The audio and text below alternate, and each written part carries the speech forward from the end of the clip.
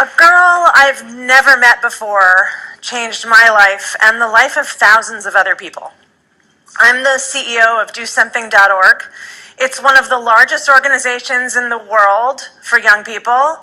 In fact, it's bigger than the Boy Scouts in the United States, and we're not homophobic. And it's true, the way we communicate with young people is by text, because that's how young people communicate. So we'll run over 200 campaigns this year. Things like collecting peanut butter for food pantries, or making Valentine's Day cards for senior citizens who are homebound. And we'll text them. And we'll have a 97% open rate. It'll over-index Hispanic and urban. We collected 200,000 jars of peanut butter and over 365,000 Valentine's Day cards. This is big scale. Okay. But there's one weird side effect. Every time we send out a text message, we get back a few dozen text messages having nothing to do with peanut butter or hunger or senior citizens, but text messages about being bullied, text messages about being addicted to pot. And the worst message we ever got said exactly this: "He won't stop raping me. It's my dad. He told me not to tell anyone. Are you there?" We couldn't believe this was happening. We couldn't believe that something so horrific could happen to a human being, and then that she would share it with us, something so intimate, so personal. And we realized we had to stop triaging this, and we had to build a crisis text line for these people in pain.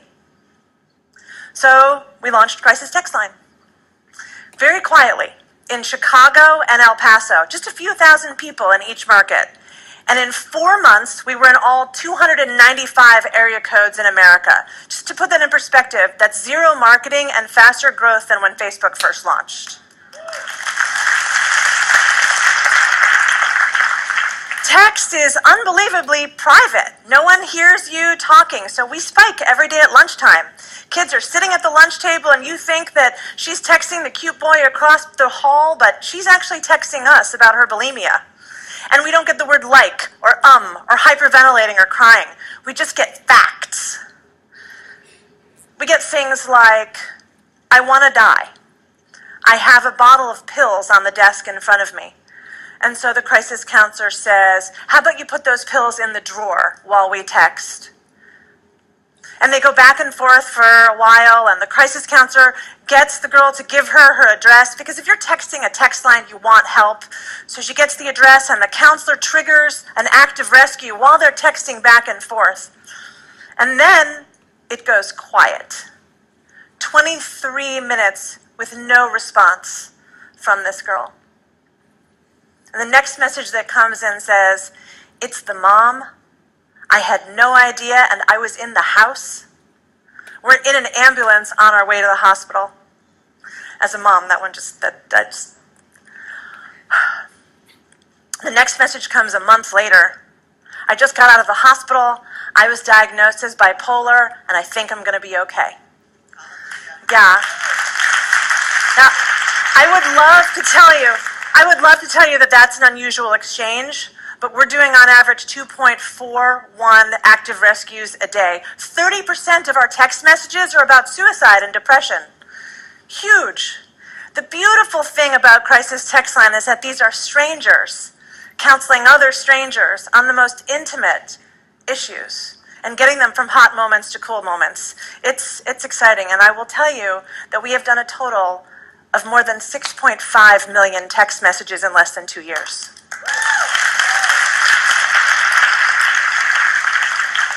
But the thing that really gets me hot and sweaty about this, the thing that really gets me psyched, is the data. 6.5 million messages. That's the volume, velocity, and variety to provide a really juicy corpus. We can do things like predictive work. We can do all kinds of conclusions and learnings from that data set. So we can be better, and the world can be better. So how do we use the data to make us better? All right, chances are someone here, someone watching this, has seen a therapist or a shrink at some point in time in your life. You do not have to raise your hand, okay? How do you know that person's any good? Oh, they have a degree from Harvard on the wall? Are you sure he didn't graduate in the bottom 10%?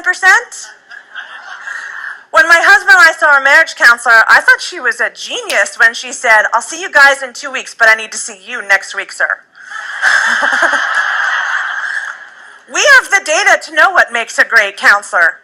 We know that if you text the words numbs and sleeve, there's a 99% match for cutting. We know that if you text in the words MG and rubber band, there's a 99% match for substance abuse. And we know that if you text in sex, oral, and Mormon, you're questioning if you're gay. Now that's interesting information that a counselor could figure out, but that algorithm in our hands means that an automatic pop-up says 99% match for cutting. Try asking one of these questions to prompt the counselor. Or 99% match for substance abuse. Here are 3 drug clinics near the texter. It makes us more accurate. On the day that Robin Williams committed suicide, people flooded hotlines all over this country. It was sad to see an icon, a funny man, commit suicide. And there were 3-hour wait times on every phone hotline in the country. We had a spike in volume also. The difference was, if you text us, I want to die, or I want to kill myself, the algorithm reads that, you're code orange, and you become number 1 in the queue. So we can handle severity, not chronological.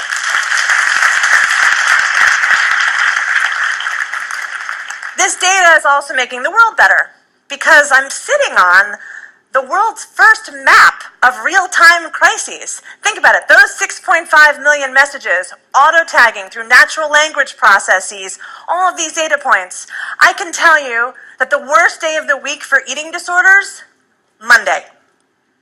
The worst time of day for substance abuse, 5 a.m.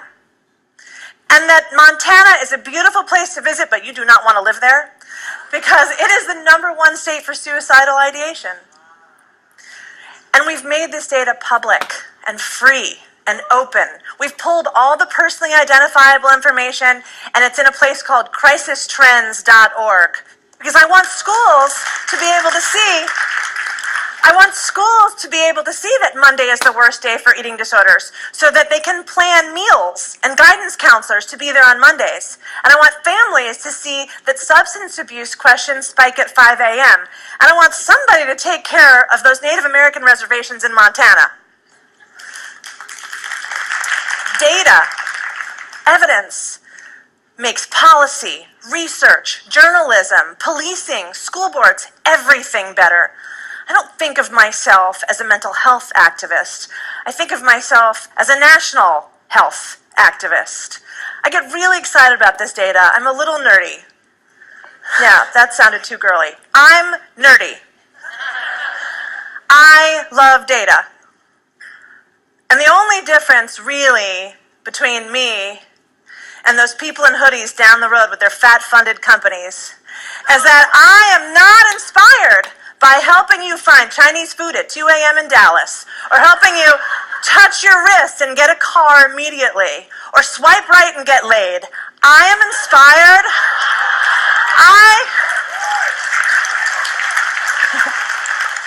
I want to use tech and data to make the world a better place. I want to use it to help that girl who texted in about being raped by her father. Because the truth is, we never heard from her again. And I hope that she is somewhere safe and healthy. And I hope that she sees this talk and she knows that her desperation and her courage inspired the creation of Crisis Text Line and inspires me every freaking day.